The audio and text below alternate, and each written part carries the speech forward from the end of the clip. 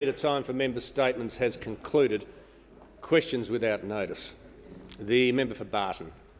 Mr Speaker, my question is to the Minister representing the Minister for Social Services. Can the government confirm that Australians who withdraw their super early and have it in the bank are now subject to the liquid assets waiting period for payments like JobSeeker, and the government wants to extend that waiting period to half a year? The Minister representing the Minister for Social Services. Mr Speaker, thank you for the call, and I thank the member for her question. For the benefit of the House, the liquid asset waiting period is a period that people must wait before being paid an allowance if they have funds above the maximum reserve at the day after the date they ceased work or study or at a date of claim.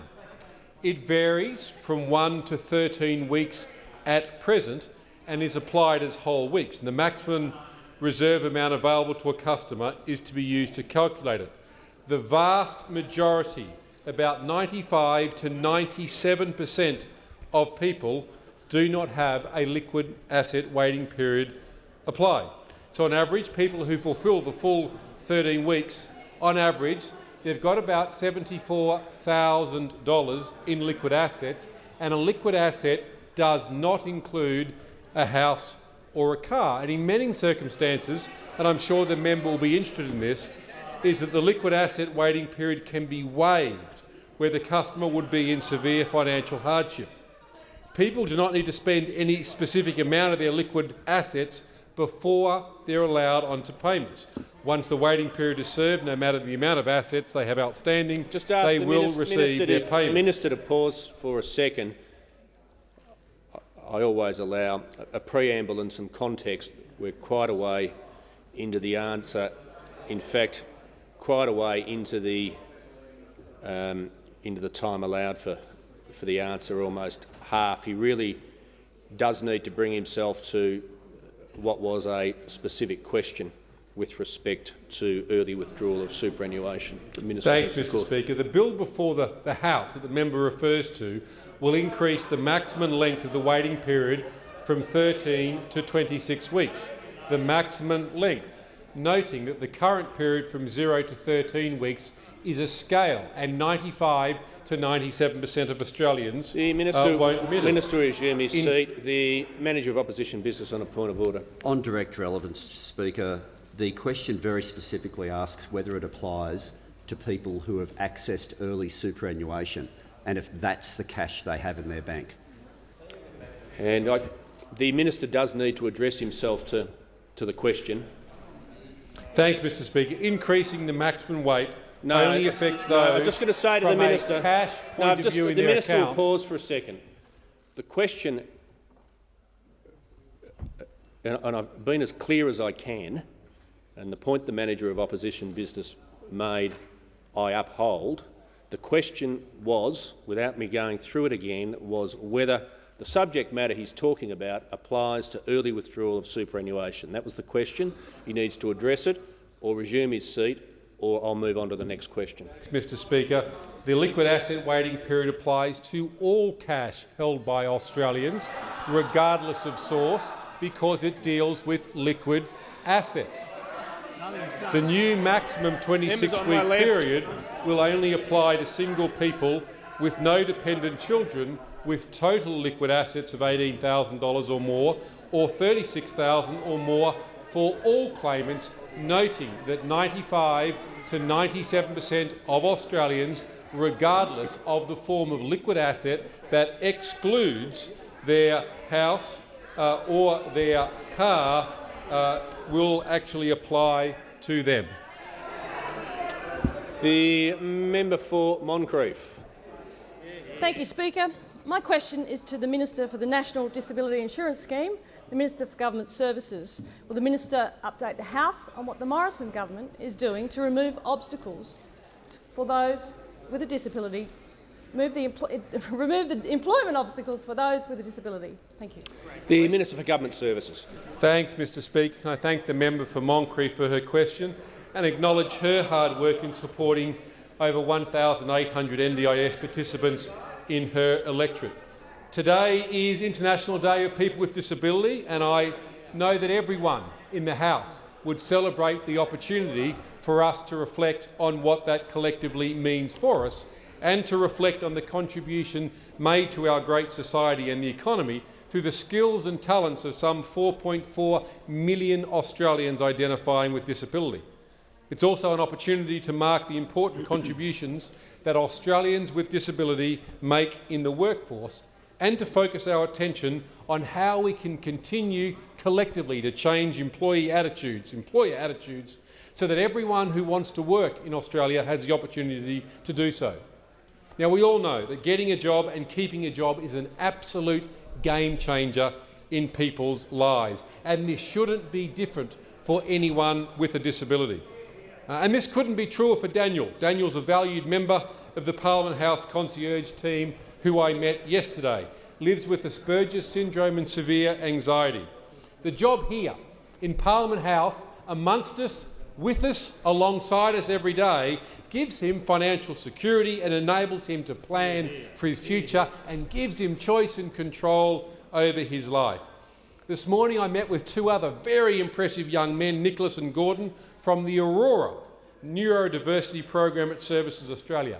This program aims to recognise the skills and abilities of great Australians with autism and employing job-ready candidates into the public service. Now, as a nation, I know we all want to rise to the challenge of how we improve the outcomes for people with disability, especially as we come back from the COVID-19 pandemic, and that should start with government and the public service. That's why today the Morrison government has released the new APS employment strategy to make employing Australians with disability a mainstream part of the everyday culture of the public service. This strategy demonstrates an ongoing commitment to providing meaningful employment opportunities for people with disability and sets a goal that by 2025, 7% of the APS, 7% will be Australians with a disability. If we can approach recruitment differently, if we can focus on ability and provide adequate supports, together we can make a substantial difference. That's why I'm pleased the National Disability Insurance Agency has a figure currently of 11% of staff of being Australians with a disability, and this is leading the APS. It's a tremendous initiative. It's something we should all lean heavily within and into, and I think it's something as a nation we can collectively take pride in, that our public service will lead the way. The member for Barton. Thank you, Mr. Speaker. My question is to the Minister representing the Minister for Social Services. Can the Minister confirm that the cost to a single person of the half-year waiting period for a payment like Job Seeker can be up to $10,600? Can the Minister confirm that super withdrawn early is counted as a liquid asset which can trigger a half-year waiting period when they don't have a job? The Minister representing the Minister for Social Services. Thanks, Mr. Speaker. I thank the member for her question. I can only assume the member is speaking with respect to the liquid asset waiting period in reference to her question. Note my previous answer where I mentioned that 95 to 97% of people will not be subject Members on to my it. left. All liquid assets, regardless of their source, form part of the liquid asset waiting period. So on average right now, the 13-week liquid asset period, an individual Australian has $74,000 in liquid assets. That's what the average has right now, noting that those liquid assets also exclude a house or a car. As we move from 13 to 26 weeks, which is the bill in front of the House, the liquid asset waiting period will only impact those who have the greater capacity to support themselves based on those numbers. Members on my left, the member for Curtin has the call. Member for Curtin has the call. Mr. Speaker. My question is to the Prime Minister. Will the Prime Minister inform the House how the Morrison government is ensuring it gets the balance right on the health and economic challenges of the COVID-19 pandemic as we build our comeback from the virus and its effects? The Prime Minister. Well, thank you very much, Mr. Speaker, and I thank the member for Curtin for her question. And can I welcome the new member for Groom to the chamber, Mr Speaker, here for his first question time. It's great to have him here with us. Mr Speaker, he joins a government team that has been focused absolutely, Mr Speaker, on the welfare and well-being of Australians in one of the most difficult years our country can recall, especially in our most recent lifetimes. And over the period of our government, Mr Speaker, we have always worked hard to get the balance right to address the very serious and complex challenges our country faces, both to respond to them today, to enlist the recovery that is necessary for Australians to be able to move forward, Mr Speaker, and to build for the future. And particularly in relation to the pandemic, this has been the case. From the outset, we have always said it's about saving lives and it's about saving livelihoods. And, Mr Speaker, this is a twin goal that has now been taken up around the world as seeing absolutely the balance necessary to manage the impacts of this global pandemic, whether here in Australia or anywhere else. Mr Speaker, our economic recovery is dependent upon the platform that has been built of our health response, a health response done in partnership with the states and territories, with specific measures to support the states and territories in building up their health capability and response. Significant amongst those, Mr Speaker, has been the priority our government has placed on supporting the mental health of Australians with the additional measures that were brought into place. But that health plan has been one that has looked forward, and as we look into 2021, we look forward to a vaccine. That is true, Mr Speaker, but a vaccine that will be safe, a vaccine that will be delivered in an orderly fashion, one that will be supported, should it be so, should the test confirm, by the Therapeutic Goods Administration. So we will move swiftly, but we will move safely, and we will continue to protect the health interests of Australians by ensuring we manage those issues in a balanced way to get it right on the ground so Australians can be confident in the vaccine program that we have invested in so heavily and will be delivered next year, subject to those approvals. But on the economy, Mr Speaker, the opposition should be pleased to know that the comeback is underway. The comeback is underway, Mr Speaker. The recovery plan that we outlined in the budget is working, Mr Speaker, but there is a long way to go. There is a long way to go. And our focus, Mr Speaker, is not just the 80% of Australians who found their way back into a job to see their jobs being restored, but the 20% and more, Mr Speaker, of those we would like to see come back into the labour force. The Prime Minister's time has concluded. The Leader of the Opposition.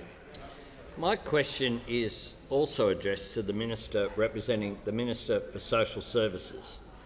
Hasn't the government, on the one hand, encouraged people to take $20,000 out of their super, but now, on the other hand, wants to use that to make them wait 6 months and deny them up to $10,600 in payments when they don't have a job?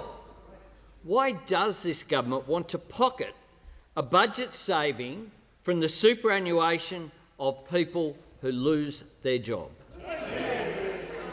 The Minister representing the Minister for Social Services. Thanks, Mr Speaker. And as I've been doing all week, the government clearly rejects the assertions of the Leader of the Opposition.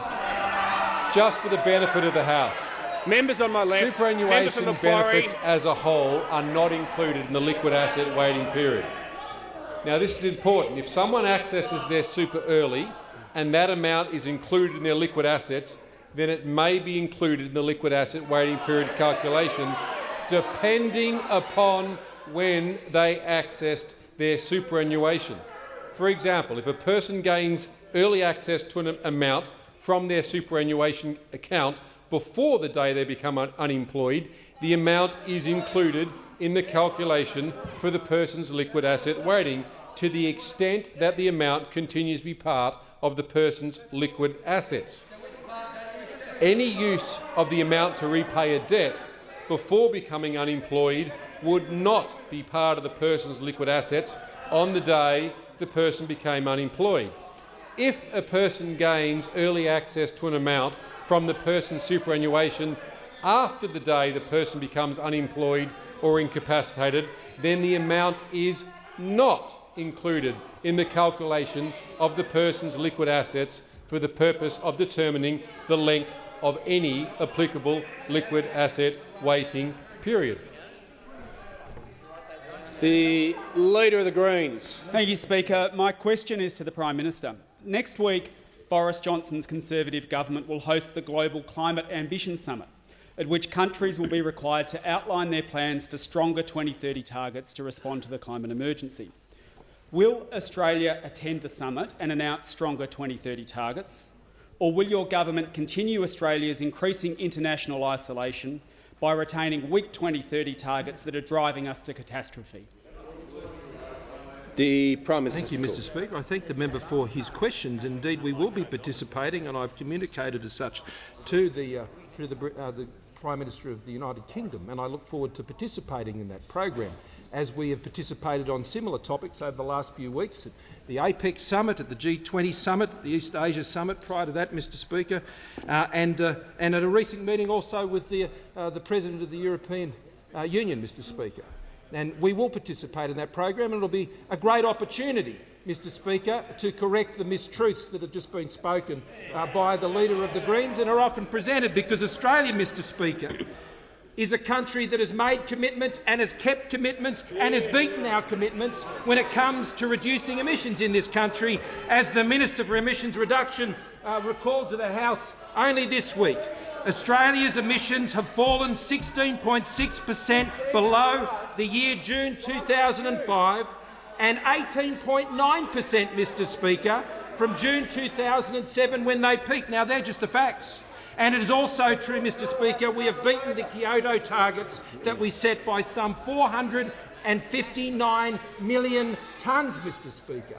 And it is also our government's policy, as I have also already had the opportunity to convey, that we believe the future of getting to net zero emissions is by technology, not by taxes, Mr. Speaker. Because, Mr. Speaker, the if and when is not the question, the how is the question. And if you don't know how to do it, Mr. Speaker, you'll never get there and you'll never achieve it. This is the practical contribution that Australia brings to the table, Mr. Speaker. And the engagements we've entered into with countries like Japan around hydrogen, what the member opposite may want to consider is, if you want to achieve those sorts of goals, you have to be able to produce hydrogen at a rate of $2 per kilo, Mr. Speaker. That's a target, Mr. Speaker, that actually reduces your emissions. And that's the specifics that our government is pursuing to ensure a net zero emissions future. So this is a government that is committed to practical action, getting things done, working with other countries to achieve that. Because it's not good enough for advanced economies like Australia to achieve the things we're achieving. Well more, Mr. Speaker, in like economies, like we know. In New Zealand, the emissions have only fallen by 1% compared to our over 16%, Mr. Speaker, I should say, or 1% compared to the 13.5%, Mr. Speaker, on the previous comparison. And Canada has fallen by 0. So Australia is pulling its weight, Australia is making its contribution, and we will continue to do that, Mr. Speaker, so long as we have the opportunity to do so, which we look forward to doing. Mr. Speaker, the Leader of the Greens should stop talking Australia down. The member for Dawson. Thanks very much, Mr. Speaker. My question is to the Deputy Prime Minister and Minister for Infrastructure, Transport and Regional Development. Will the Deputy Prime Minister inform the House how the Morrison-McCormack government's investment in regional infrastructure is supporting our comeback from the COVID-19 pandemic? The Deputy Prime Minister. Thanks, Mr. Speaker, and just acknowledge Kay Catanzariti in the public gallery, Mr. Speaker, and acknowledge what she's doing for workplace safety, Mr. Speaker. No need for that, member for Ballarat. I do thank the member for Dawson for his question. Yesterday we heard encouraging reports from the Treasurer about our economic comeback from the COVID-19 global pandemic. As a government, we are supporting businesses to create and to maintain jobs. In the member's electorate of Dawson, 4,200 businesses have accessed JobKeeper, and more than 17,000 are eligible for the asset write-off measure, that instant asset write-off measure which has made such a difference to so many small businesses right across our nation. Australia's consumer confidence is clear, evident in our GDP increase of 3.3% over the last quarter.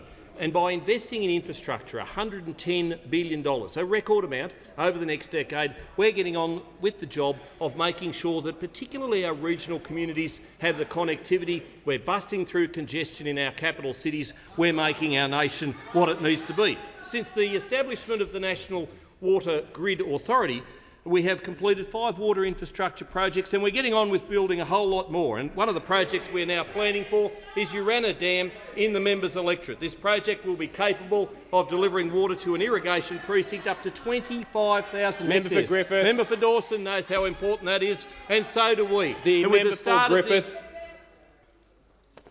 Should I go and talk to our state member, Mr Speaker? As with the start of the environmental impact statement process, we are one step closer to the project commencing. And that's what we're doing. We're increasing agriculture from $61 billion to, indeed, $100 billion. And the Minister for Agriculture knows how important this is going to be by 2030, Mr Speaker. Now, in a recent trip to the member for Dawson's electorate, we visited the Mackay Northern Access Road, a project which has created more than 150 jobs in the local economy. A $120.3 million program of works includes the building of additional turning lanes, road alignments, intersection upgrades and targeted duplications. Now, the CEO of Tourism Whitsundays, Natassia Wheeler, in her Destination Sentiment report, has indicated that island resorts saw an average of 60% increase in inquiries and a 40% increase in bookings following the announcement of the borders reopening. And that's what we need. We need tourists to flood and flock to our regional areas. The member for Dawson knows it. We know it. We'll get planes back in the air. We'll get jobs back on the ground. That's what it's all about. They're unable to fill all their orders because of a workforce challenge. So I say to people listening to this, watching this, there are jobs in the regions, good, well-paying jobs. Have a look, come to the regions, you won't regret it. Great place to live, work and invest. The member for Bendigo. My question is to the Minister for Health. I refer to confirmation today that a worker in Sydney has tested positive to coronavirus who worked at 2 hotels, only one of which is a quarantine hotel. Given that quarantine is a Commonwealth responsibility, why are hotel quarantine workers still working across multiple sites? The Minister for Health. Thank you very much, Mr Speaker. And I do thank the member for her question, and I do acknowledge the work of the New South Wales Government in dealing with this latest case today. They have not just one of the finest systems in Australia for contact tracing, arguably they have one of the finest systems in the world. It's the gold standard for Australia. It is the gold standard, we think, for the world. One of the critical things that Australia has done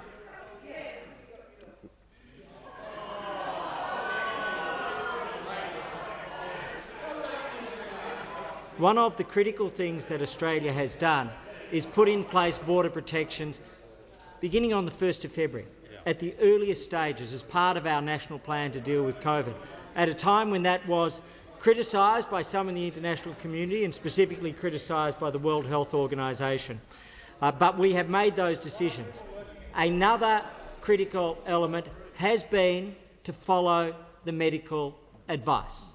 And what we have done, perhaps above almost any other nation, has been to follow the medical advice. And as part of that, we've developed arrangements with the states, and I would respectfully note that the states embraced and took full responsibility for delivering the hotel quarantine scheme under their public health responsibilities and as part of the National Cabinet process. And they are overwhelmingly doing a great job. Obviously, Victoria had a significant challenge. And as long as we have engagement with the rest of the world— Just pause for a second. The Manager of Opposition Business on a point of order. The question is quite specific to the issue about people working across multiple sites. Members on my left, I just say to the Minister for Health, there was a specific question there. He's given some context, which I've enabled him to give, and I think that's useful. And I think he was actually just coming to the point as the point of order was made, or I would just come to it with respect to what the states are doing. The minister has the call. Indeed, and as part of those responsibilities, when we set out the arrangements that the Prime Minister led with the states, they specifically, expressly, clearly took responsibility, but we have provided the support through provision of ADF. We have provided support through the work of Jane Holton, a former Distinguished Secretary in this place, and through the Chief Scientist of Australia. And they have set out the standards expected, and individual states are responding to and adopting those standards. And so we welcome all of those elements. So the premise of the question is fundamentally wrong. The premise of the question is fundamentally wrong. It is incorrect in fact. However, it is important to understand that wherever we are in a situation of engaging with the outside world, on a day when there has been over 600,000 cases and the highest rate of loss of life ever through the pandemic, what we see is that we protect Australians through hotel quarantine. There will be risks associated with that, but we have put in place a system which has made Australia the envy of the world. The members for Isaac and Kingston will cease interjecting.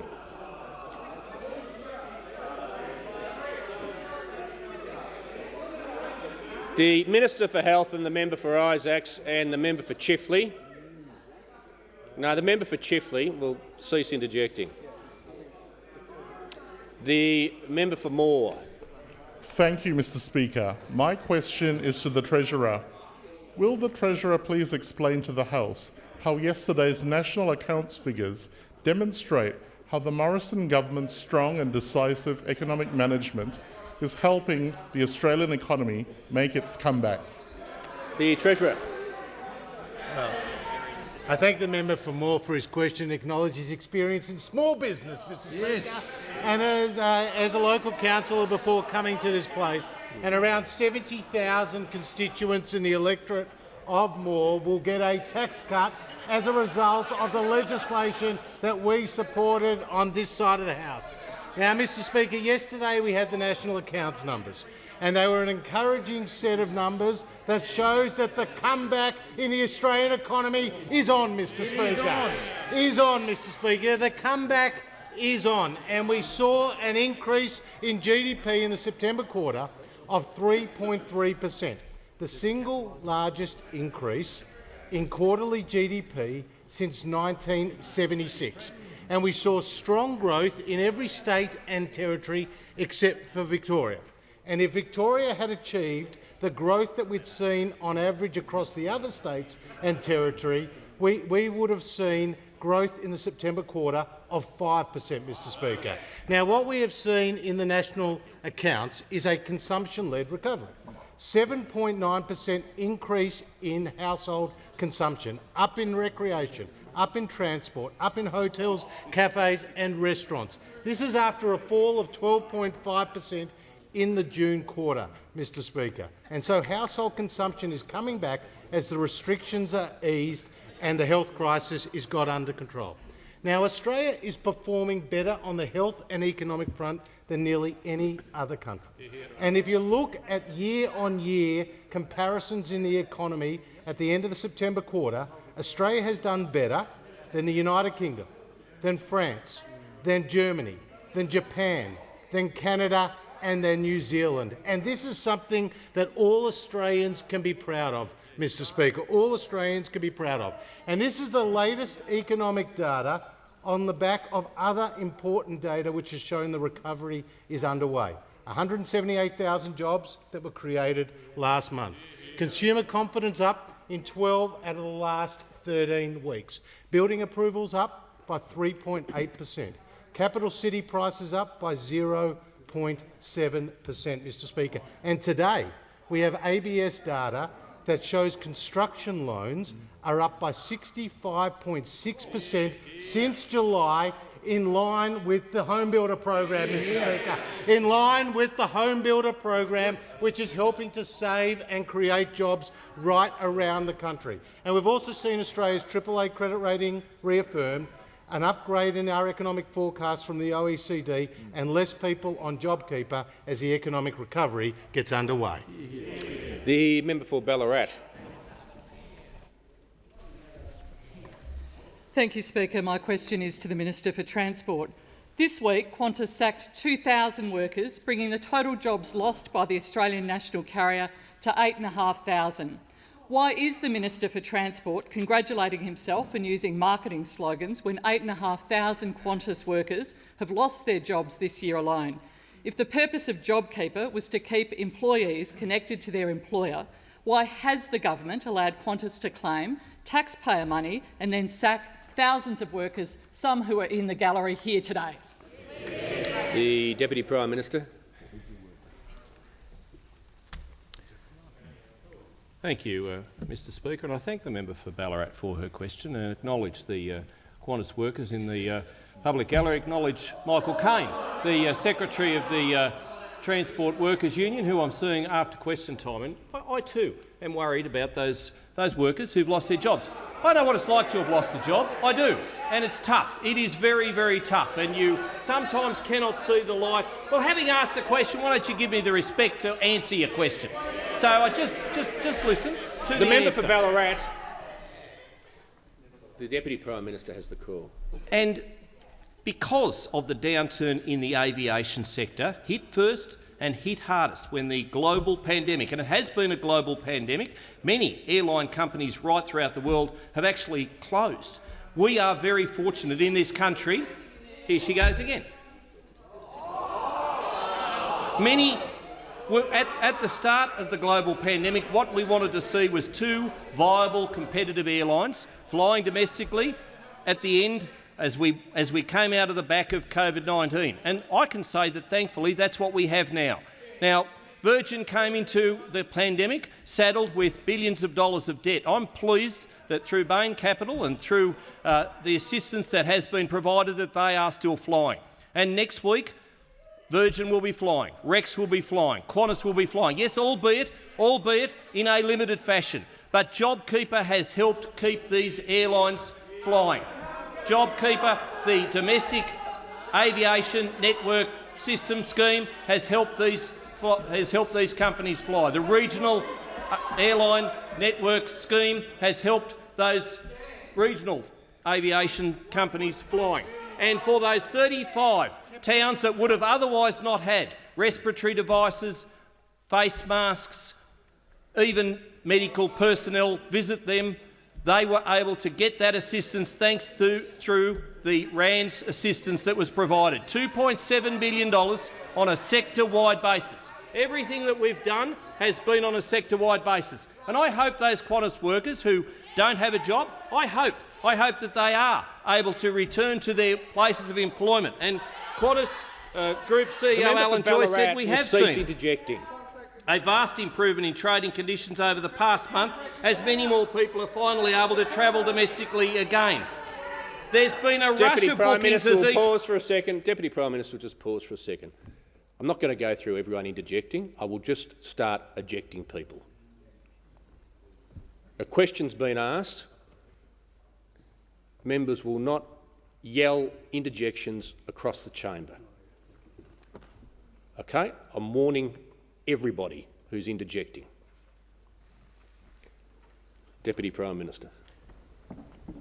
Mr Joyce said there's been a rush of bookings as each border restriction lifted, showing that there's plenty of latent travel demand across both leisure and business sectors. Between Qantas and Jetstar, there are over 200,000 fares sold for flights. The member for Kingsford Smith will leave the chamber under 94A. The Deputy Prime Minister will just resume his seat.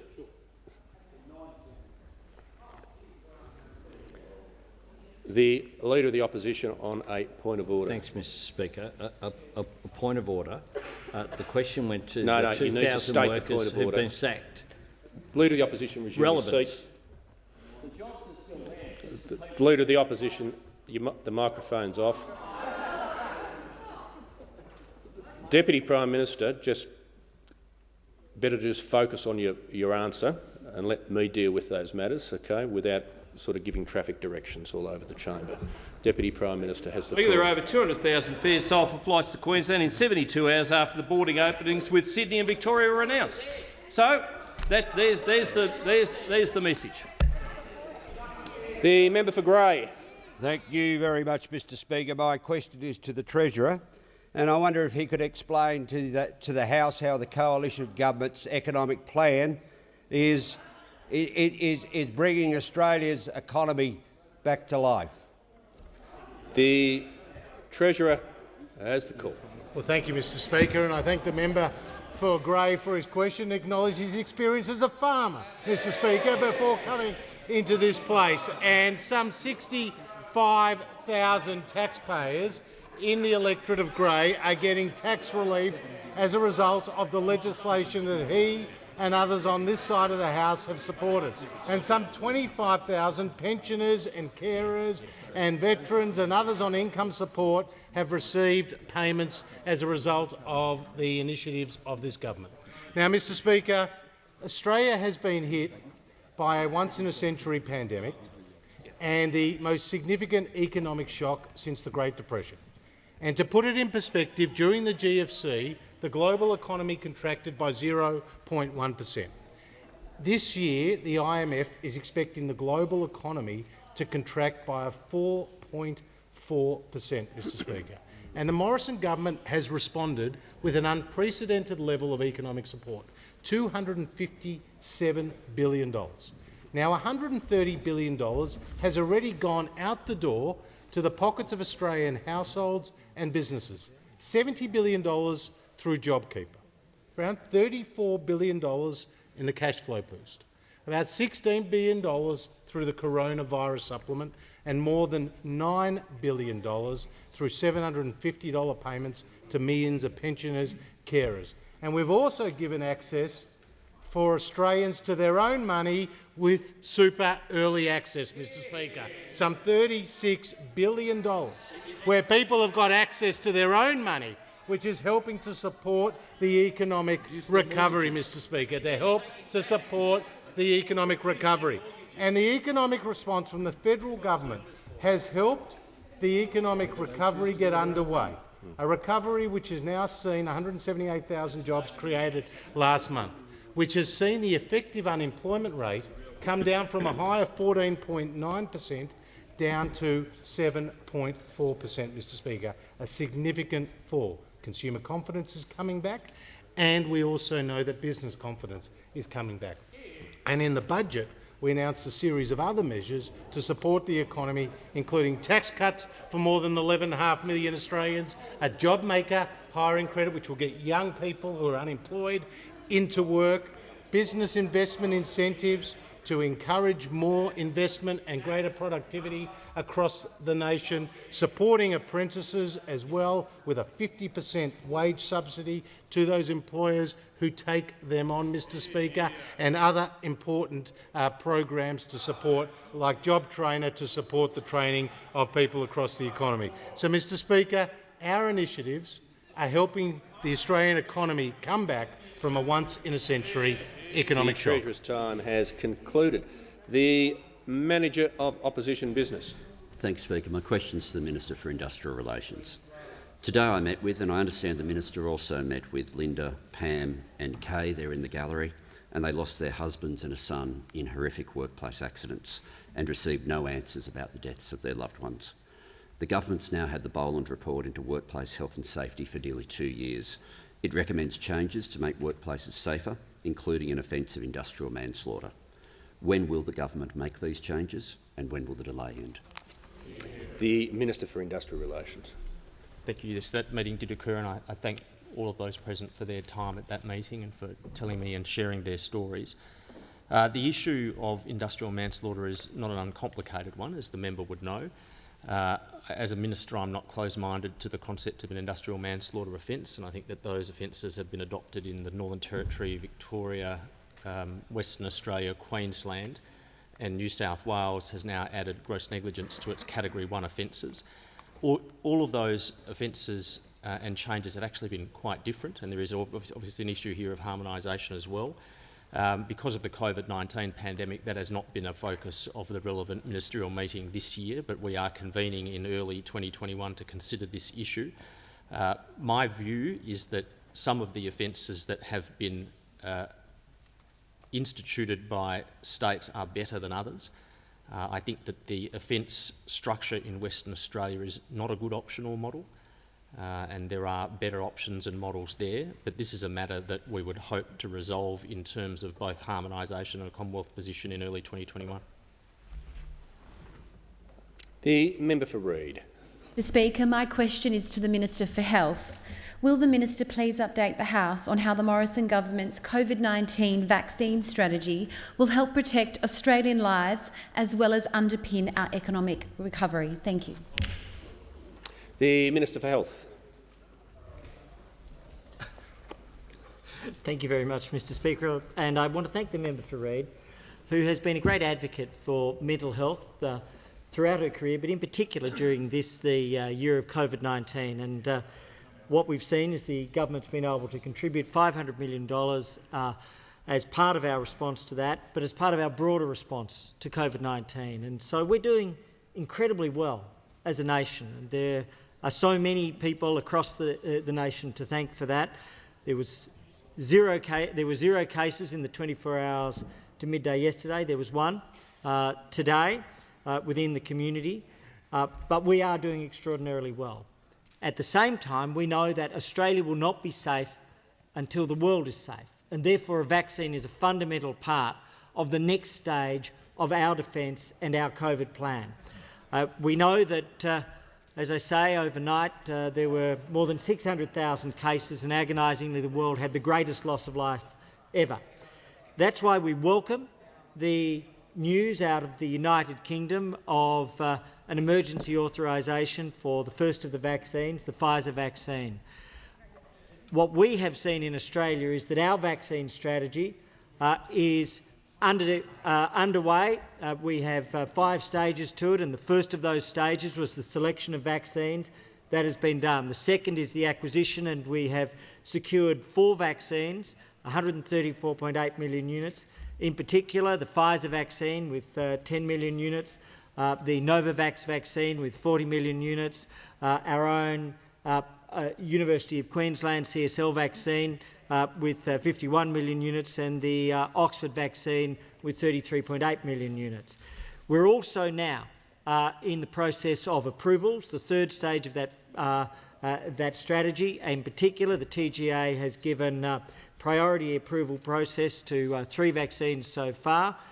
They are going through the stages of giving their data, and then subject to those approvals, and the first of those, the head of the TGA, Professor John Skerritt, again reaffirmed today, is hoped for by the end of January. Given that, we then go to stage 4, which is distribution, and that's about making sure that we begin with our health workers and our aged workers, subject to approvals, our residential care, elderly Australians, and then critical service workers.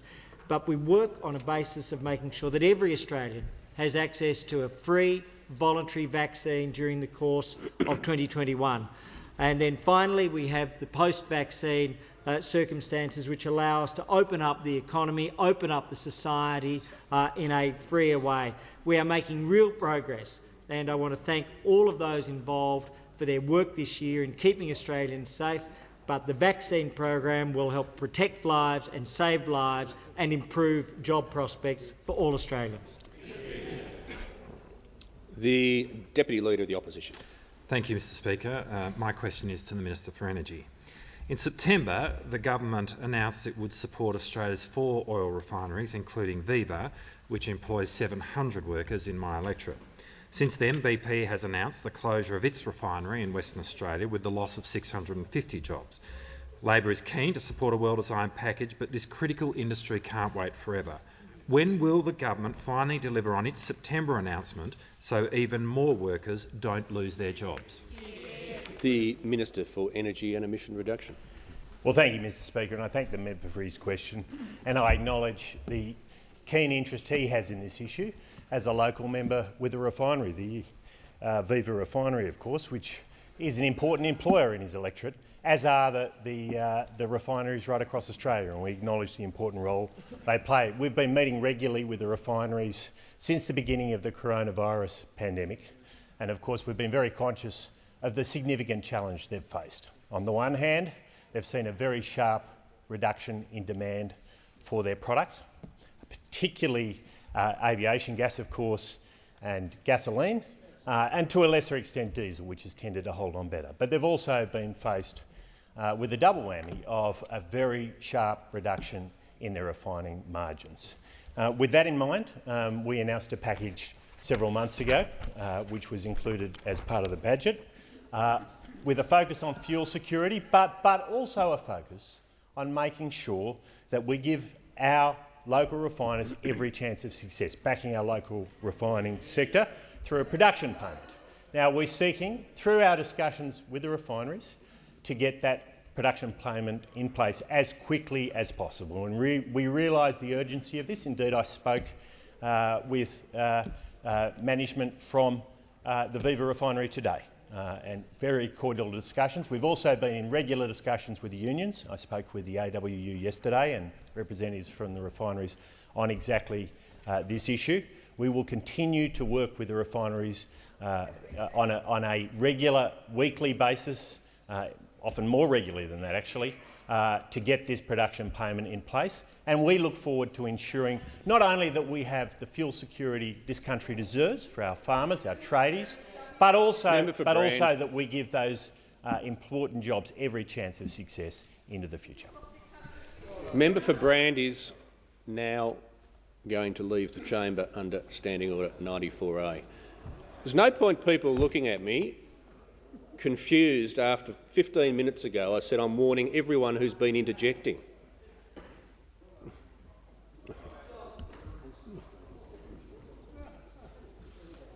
The member for Boothby. Thank you, Mr Speaker. My question is to the Minister for Industry, Science and Technology. Will the Minister update the House on how the Morrison government is supporting Australian health manufacturers as part of our comeback from the COVID-19 pandemic to make our nation more safe and more secure? The Minister for Industry, Science and Technology. Well, thank you, Mr Speaker, and I thank the member for her question. Mr Speaker, Australia entered the global COVID-19 pandemic in a strong position with fairly good supplies of the medical equipment that we needed. But we knew that we needed to ramp up the supply of a number of our medical equipments as soon as we possibly could. And specifically, what we needed to ramp up was our PPE manufacture. Now, when this pandemic hit, we had one manufacturer of surgical masks here in Australia, and they were producing about 2 million masks a year. Now, with a lot of support from the government and specifically from the ADF, who went in to support Medcon in Shepparton, ramp up their production capacity, we now have a number of suppliers, a number of manufacturers here in Australia, and this year alone they will produce about 400 million surgical masks. That is a significant scale-up in Australia's manufacturing capacity, from 2 million surgical masks a year to 400 million masks this year. But it's not just the surgical masks that we ramped up our manufacturing capacity in. We also now have manufacturers of disposable surgical gowns. We have manufacturers now of the high-tech ventilators. So a lot of work has been done by this government with support from many manufacturers to make sure that we were in the position to meet the needs of Australians during the pandemic. And that's why there is a key part in our modern manufacturing strategy that looks at how we can enhance and increase our supply chain resilience, because we know that we need to make sure that we are in a good position to be able to identify and then manufacture or procure the products that we need in times of a crisis. Now, Mr Speaker, I have spoken a number of times about how important it is for all levels of government to use their powers of procurement to secure our sovereign capability. and we as a government are doing precisely that. Last month, we extended our agreement with CSL on flu vaccines and anti-venom to take it through to the middle of the next decade. Now, because of that, CSL will invest about $800 million in new high-tech vaccine manufacturing capability, and this investment will see an additional, 520 construction jobs coming online next year, and it will also lock in a range of high-skilled manufacturing jobs. Mr Speaker, this government understands how important it is that we invest in manufacturing here in Australia, and that is precisely what we are doing. The member for Hotham. Thank you, Speaker. My question is to the Minister for Industrial Relations. Yesterday, the Minister confirmed he would not be a party to legal action involving printing company Ovato, which is denying 300 workers redundancy payments. This will leave them with no income over Christmas while they wait for their Fair Entitlements Guarantee applications to be processed. Why does the Minister only intervene in matters that support cutting workers' pay and conditions, and why won't he intervene to help these 300 workers who face a Christmas with no income? The Minister for Industrial Relations. Well, it's just, to be fair, it's just not correct that we intervene or not intervene on the basis that you've noted, and it's also the case. It's also the case that I confirmed. Members on my left. It's also the case that I confirmed the Commonwealth Government was not intervening in that publicly some time ago, not yesterday in the chamber. But I do that cautiously and after receiving advice, often very extensive advice, on each matter on a case-by-case basis. But we do not intervene in each and every case, and I can assure you that it's certainly not the case that we make our decision to intervene on that pejorative criteria that you raise. We just don't do that. The member for Longman. Thank you, Mr Speaker. My question is to the Minister for Home Affairs. Will the Minister update the House on how the Morrison government is working to keep Australians safe from the threat of terrorism and violent extremist ideologies? The Minister for Home Affairs. I thank the member very much for his question, Mr Speaker, and he, like all Australians, wants to make sure that we can keep our country safe. We know that during the period of COVID there are many terrorist organisations and people that seek to propagate that information, that ideology, the sick, perverted views that they have to other young, impressionable minds who are on the internet, not only in our country but across the Western world as well. So, Mr Speaker, it's absolutely the fact that this threat has not gone away, and the record amounts of money that we're putting into ASIO and the Australian Federal Police, into AUSTRAC, other agencies within the Department of Home Affairs, it's all directed at keeping Australians safe. So we want to make sure that we can deal with the threat wherever it may eventuate, and as Australians know, since September of 2014, we've now had 117 people charged as a result of counter-terrorism operations, a very significant number, and that there are now 22 people currently before the courts for terrorism-related offences. These are people that would seek to do significant harm to Australians. What we've seen in Paris, in the United States, across Asia, the Middle East, etc., they are the sorts of atrocities that these people would seek to perpetrate on innocent men, women and children in our country, and we are working day and night to make sure that they are not successful. I want to commend the work of the Queensland Joint Counter-terrorism team, made up of officers from the Queensland Police Service, the Australian Federal Police and ASIO, for the work that they've done in thwarting a most recent alleged attack. And in relation to that matter, people will know that the allegation is that a Canberra resident was arrested and charged only last Friday, and the allegation before the court at the moment is that that individual was planning to conduct a terrorist attack in the Bundaberg region in the name of an extremist Islamic ideology. So, Mr Speaker, whether it's in our capital cities or in our regional cities, we know that we need to make sure that we are supporting our agencies, which we are absolutely doing, and I think all Australians will recognise that over Christmas and the New Year period this year, we will know that our officers are working 24/7 on the front line, and that there are many people in the Department of Home Affairs who will support their work, and I commend those officers for the work that they do to keep us safe.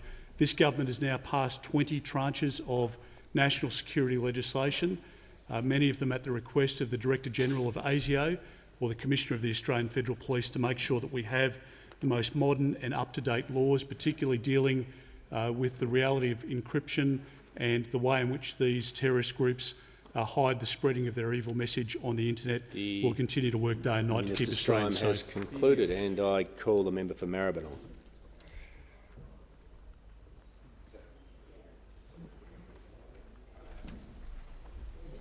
Thank you. My question is to the Minister for Government Services.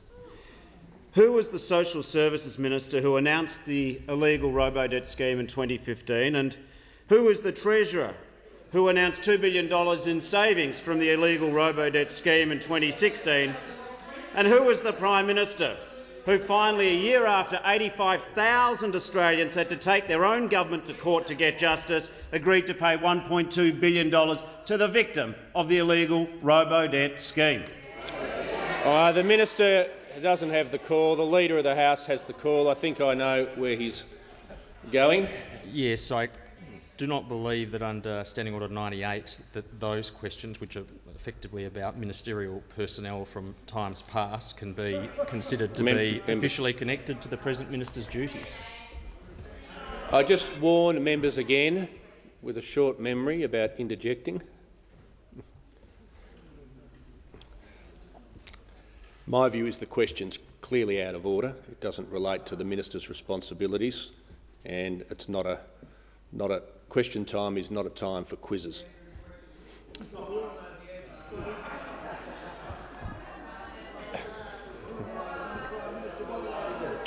Members on my left, the member for Herbert. Thank you, Speaker. My question is to the Attorney-General. Will the Attorney please update the House on how the Morrison government is working to ensure our world-class national security agencies have the tools they need to keep Australians safe and secure? The Attorney-General. Thank you, Mr Speaker, and I thank the member for the question, for his service to our country through the ADF. And as the member knows, our government has no greater priority than keeping Australians safe. And our national intelligence community is absolutely essential in defending Australia's interests against threats to our sovereignty, our security and to further our national interests. And on behalf of the government, I want to thank all of the men and women who serve tirelessly to keep us safe in our intelligence community. Proper resourcing of the intelligence community and furnishing the intelligence community with updated legislative tools has been a core focus of our government. And since 2013, we've introduced and passed 19 tranches of national security legislation to ensure that our various national intelligence community agencies are well equipped to meet current and future challenges.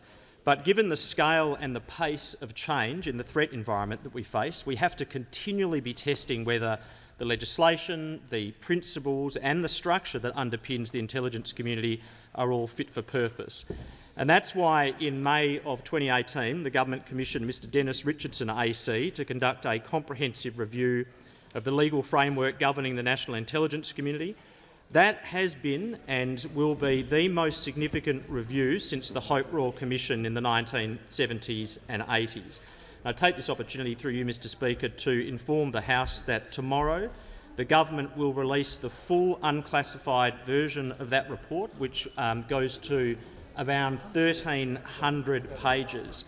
And for the further information of the House, I think I can fairly summarise the essential conclusions of that critical work are that the key principles underpinning Australia's intelligence legislation are sound and of enduring relevance, that the legislation framework, when viewed as a whole, has been well maintained and is largely fit for purpose, and that also, importantly, the work of our agencies to keep us safe has been of extremely high quality, and that the work has been consistently undertaken within the proper limits of the law.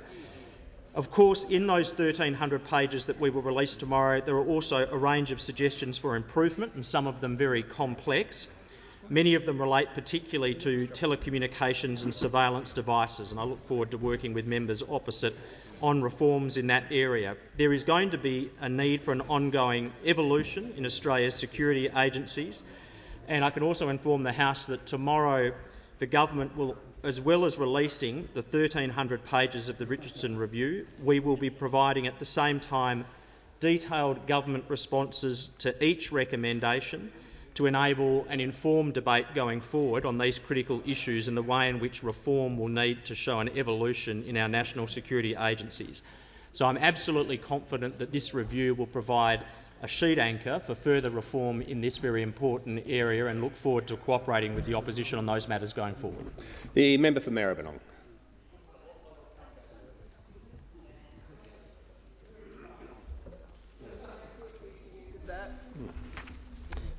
Thank you. My question is to the Minister for Government Services. If the government has done nothing wrong on Robo-debt, why did the government agree to pay $1.2 billion to its victims, including $112 million in compensation? The Minister for Government Services. Thanks, Mr Speaker. Let me thank the member for Maribyrnong for his comeback question once again. As we've been saying all week, on the 19th of November last year, the government announced that it would be refining its program based on its view that collecting debts using averaged income data from the ATO was insufficient. The member for Isaacs will leave under 94A. It's already been warned multiple times. That process had been ongoing for 26 years. For 26 years, governments of the day had been using averaged income data. And as I informed the House yesterday— The Minister will resume his seat. The member for Maribyrnong on a point of order. On the point of order. On relevance, the question was very specifically referring to the landmark class settlement of 2 weeks ago, and the minister well knows that the people included, the 400,000 people included in that landmark settlement, were people who were robo-debted between 2015 and 2019, and he's being irrelevant going back 26 years. Say to the member for Maribyrnong, taking a point of order is not an opportunity to debate the matter or to further explain the question. That's why there is a time limit on questions. She had up to 30 seconds. The Leader of the House, to the extent on the point of order, yes? Yeah, on the point of order, and again with respect to Standing Order 98 and that contribution from the member for Maribyrnong, it appears that he is asking for an expression of a legal opinion. Now, this matter has been— Members on my left. Members on my left. This member for Fremantle and others. The Leader of the House. And I think the member realises that the matter has been settled on a legal basis with no admission of liability on central issues of negligence, and it seems that he's asking for a legal opinion. The member for Lingiari.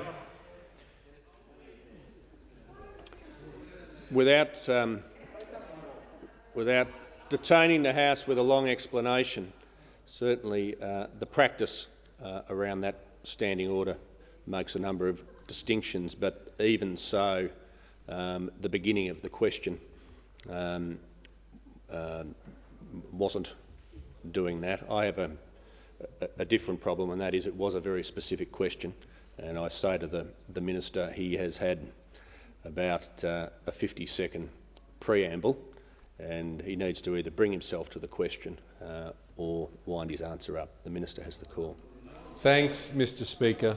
This government didn't invent income averaging, but the reason why the government sought to settle a matter was based on the announcement on the 19th of November last year, where the government arrived at the conclusion that the use of income averaging, a practice that had been going for 26 years, was not sufficient.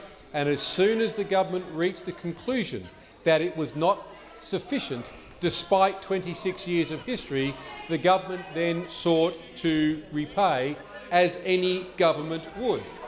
The fact that the use of income averaging went back to the Keating days means, frankly, that this government ended Labor's use of income averaging, and as part of that commenced repaying those Australians where an insufficient debt was raised because income average ATO data had been used for a quarter of a century.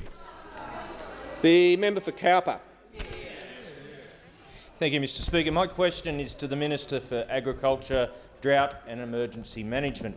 Will the Minister outline to the House how the Morrison-McCormack government is assisting farmers to maintain and improve soil health through the National Soil Strategy, which will be key to supporting our economic comeback from the COVID-19 recession? The Minister for Agriculture.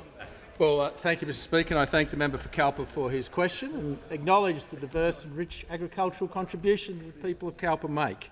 And on Saturday, Mr Speaker, is World Soil Day. And the importance of that, particularly to us here in Australia, is that 95% of our food comes from soils. So soil health is imperative, not only in supporting our $63 billion agricultural industry, but also in supporting us and agriculture in particular's ambitious goal of $100 billion by 2030. And that's why the federal government created a national soil strategy, and is currently led by the Honourable Penelope Wensley, AC, former Governor of Queensland. And we continue to work as part of our Ag 2030 plan in the implementation of that plan. And we're doing that with real money in terms of the soil CRC. There's over $40 million being put into that to give our farmers the research and the technology to be able to understand an improvement of soil health and getting better productivity and profitability. With $34 million in a biodiversity stewardship fund, which ANU have just completed the methodology around that, and we will be looking to move into pilots early in the new year. And that's also about rewarding farmers for the custodianship of their land, the environmental stewardship, and making sure that they can market their product with the acknowledgement of all their hard work. We've also got $14 million that the Minister for Energy is putting in to create a measurement for soil carbon. This will be a game changer, particularly if we can get it underneath $3 a hectare. That will change practices, farming practices, but it will also go to the productivity of our farms and how we manage them. It has significant impacts in carbon abatement and reducing our carbon footprint, all with science, all with technology. And that's a significant road ahead. We've also got $86 million going into 8 innovation hubs that will intersect with our CRCs, our research development corporations, our universities, making sure that we are getting closer to those that we need to use this science, our farmers. This will be out in the regions, in regional universities, because if we're going to make a difference, we need our farmers to adopt this type of technology. And the way they do that is to be able to see and feel and touch it, and that's why we're going to the regions to be able to do it. But this morning, the Parliamentary Friends of Soil, led by the Deputy Prime Minister and the member for Barton, quite poignantly announced an award in honour of our former Governor-General, Michael Jeffrey, for an award for soil health to any farmer, land manager or educator. And I have to acknowledge the work that Major General Jeffries has undertaken. He has been a strong, passionate advocate for soil health since his retirement as our Governor-General. He is a distinguished Australian that has done so much for our nation in so many fields, but this is a passion that he and his family have held dear, and he has done a significant job for Australian agriculture. The Leader of the Opposition. Mr Speaker, and my question is to the Minister for Government Services. Did the Prime Minister's illegal Robo-debt scheme cost lives and cost taxpayers $1.2 billion? The Minister for Government Services. Thanks, Mr Speaker. The use of averaged income data that's been going on for a quarter of a century has been a staple part of governments of many persuasions' use of raising debt. And no amount of posturing by the opposition will change that fact. None of it. Nothing will change the fact that the data matching bill started in 1990 under Hawke. The minister was richer. In 1994, we now know average income data was being used under Keating. Hawke, Keating and Richo, you couldn't make this stuff up. That's where it began, and for a quarter of a century the same process was followed, to the point where this process has now been found to be insufficient, and it's this government, this government who did not invent income averaging, this government who has realised the insufficiency and has paid it back. Has the minister concluded his answer? The minister has concluded his answer. The member for Wentworth. Thank you, Mr Speaker. My question is to the Minister for Energy and Emissions Reduction. Will the Minister outline to the House how the Morrison government is focused on the development and deployment of new technology as part of our comeback from the COVID-19 recession to reduce emissions here and around the world? The Minister for Energy and Emissions Reduction. Well, thank you, Mr Speaker, and I thank the member for Wentworth for his question. As a former diplomat, he knows the crucial role that low emissions technologies are playing and can play in bringing down emissions not just in Australia but all around the world, Mr Speaker, all around the world. And he knows that achieving the goals of the Paris Agreement requires a portfolio of technologies, and the need to bring the cost of those technologies down into line with the higher emitting alternatives, Mr Speaker. Now, that's why this government has announced and is investing in the Technology Investment Roadmap, Mr Speaker, which has 5 priority technologies: hydrogen, carbon capture and storage, soil carbon that we just heard about from the Minister for Agriculture, low emissions steel and aluminium, crucial for our manufacturing sector, Mr Speaker, and stored energy. And for each one of those there's clear goals. Clear goals. $3 a hectare a year in the case of soil carbon we just heard about, $2, as we heard from the Prime Minister, $2 a kilogram or under $2 a kilogram for hydrogen. Why? Because at that point those technologies come into line with their higher emitting alternatives, Mr Speaker. The whole focus here is on technology, not taxes. Technology, not taxes, because it's real actions and outcomes that matter, Mr Speaker, and Australia has been delivering the outcomes. Emissions down 16.6% since 2005. And if you look at other major commodity exporting countries like Canada and New Zealand, in that time emissions have barely budged, Mr Speaker. They've barely budged. We have so much to be proud about in this space, Mr Speaker, so much to be proud about, with crucial projects happening right across the country, like the Latrobe Valley Hydrogen Supply Chain Project, Mr Speaker, in the member for Gippsland's electorate. $500 million of investment, with investment coming from all over the world, focused on getting the cost of hydrogen to a point where it's at parity or better than higher emitting alternatives, Mr Speaker. On this side of the House, we celebrate Australian achievement. We believe in enterprise, we believe in this country, and we believe in technology, not taxation. The Prime Minister. Speaker, I ask that further questions be placed on the notice paper. I thank the